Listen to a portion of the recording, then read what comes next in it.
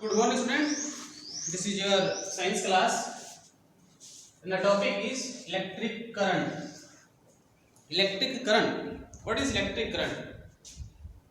आपके घर में जो भी इलेक्ट्रिक अप्लायंस जो होते हैं उनमें इलेक्ट्रिसिटी फ्लो होती है थ्रू बाय द वायर के थ्रू। तो यहाँ पे सबसे पहले हम डिफाइन करेंगे कि what is electric current. Electric current होता क्या है? The rate of flow of charge, जो फ्लो होता है, और यहाँ पे the rate of flow, what is rate of flow? The flow of electron. जब इलेक्ट्रॉन फ्लो होते हैं तभी इलेक्ट्रिसिटी फ्लो होती है, और इलेक्ट्रॉन जो होते हैं उन पे होता है चार्ज। तो it means we can say that what is electric current? The rate of flow of charge. It is the simple and the basic definition of electric current.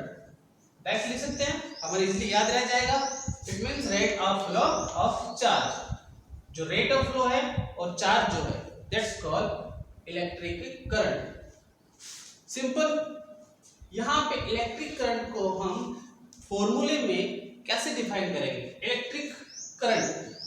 अब इलेक्ट्रिक करंट में मैंने आपको यहाँ पे एक डेफिनेशन दी है, the rate of flow of charge. It means यहाँ पे दो थिंग्स जो है वो इंपॉर्टेंट है। Rate of flow. अब रेट ऑफ फ्लो को हम लेते हैं टाइम से, कि उसका टाइम कितना है, कितने टाइम में जो टोटल चार्ज है वो फ्लो हो रहा है। It means the formula of electric current is charge on time. अब चार्ज जो है इसका सिंबल हम लेते हैं Q and time t. This is the formula of electric current. ये फॉर्मूला है इलेक्ट्रिक करंट का। I जो सिंबल है उसको रिप्रेजेंट करते हैं इलेक्ट्रिक करंट। अब यहाँ पे मैंने आपको बताया कि द रेट ऑफ फ्लो। अब रेट ऑफ फ्लो मतलब time in the charge. What is the charge? कोई भी इलेक्ट्रिसिटी जब फ्लो होती है तो होती कैसे है? इलेक्ट्रॉन। लास्ट जो प्रीवियस क्लास है आपने उसमें इलेक्ट्रॉन की जो स्ट्रक्चर है उसके बारे में आपने पढ़ा होगा।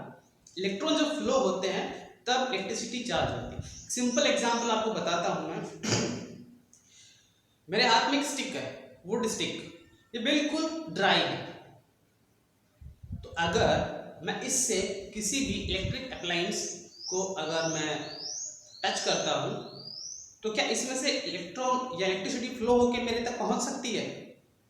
नहीं पहुंच सकती। क्यों? क्योंकि इस जो ड्राई स्टिक है इसमें इलेक्ट्रॉन फ्लो नहीं कर पाएंगे। सिंपल। अगर यही स्टिक मैं बिल्कुल गीली कर लेता हूं, इट मींस इलेक्ट्रॉन जो है इलेक्ट्रिसिटी को एक पथ मिल जाएगा टू सेंड इट मी, और मुझ तक पहुंच जाएगा। Simple question.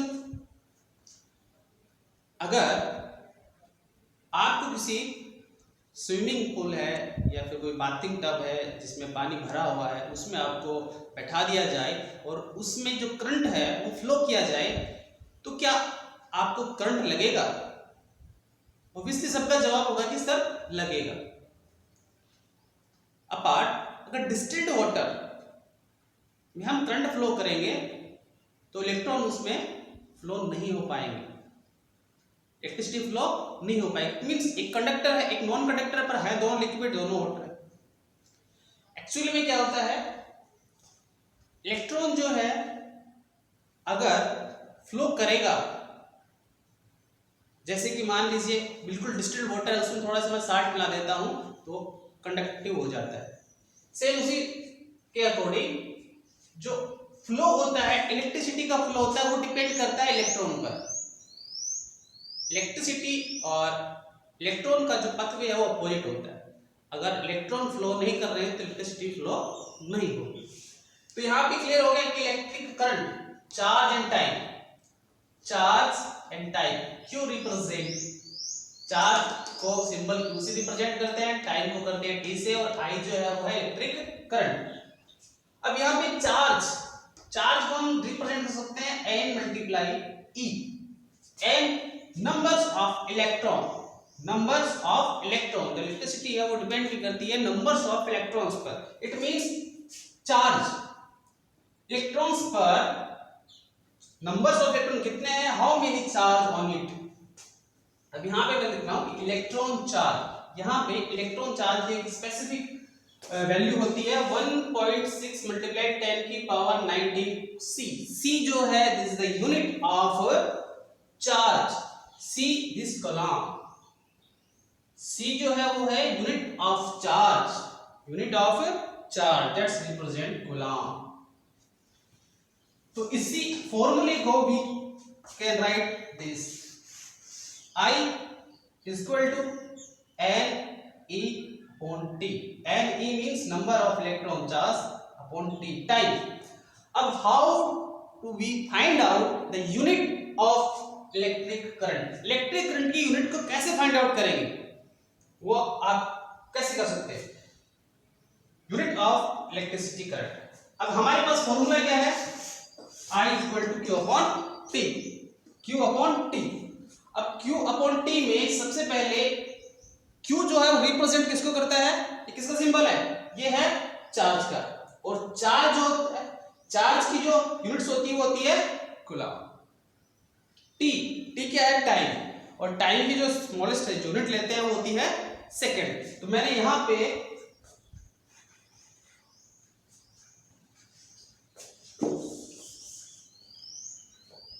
Q हो गया, this is the unit of upon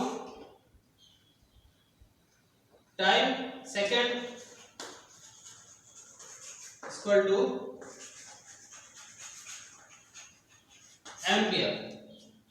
it means हम ये कह सकते हैं कि how to be find out the unit of electric current, and the formula is electric current is I equal to Q upon T। Q represent है charge and the unit of the charge is coulomb, the time की unit होती है second, तो coulomb पर second is equal to represent ampere. It means the unit of electric current is ampere. तो unit क्या हो गई इलेक्ट्रिक करंट की, एम्पियर। तो यहां पे समझ में आ गया how to find out unit of electric current. अब यहाँ पे क्वेश्चन है determine the number of electron in a coulomb of charge. अब हमें फाइंड आउट करना है कि how many charge of a one electron, electron पे कितना चार्ज होता है। तो यहाँ पे मैंने बता रखा है आपको, तो यहाँ पे पूछा गया है determine the number of the number, यहाँ पे नंबर पूछा है कि एक इलेक्ट्रॉन है, how many charge in A number. अब यहां पे देखिए Q, what is Q is charge, and the formula number of electrons n multiply E, and the charge of electron 1 upon 1.6 multiply 10 की power 19 C। C मतलब C means the unit of charge coulomb. यहां पे इसको clear करो, Q is equal to N multiply E, we find out N means Q upon E, N is equal to 1, what is the charge of electron 1.6 multiply 10 की power minus 19 coulomb. We can say that, यहाँ आ जाइए, अब मैं इसको clear कर देता हूँ।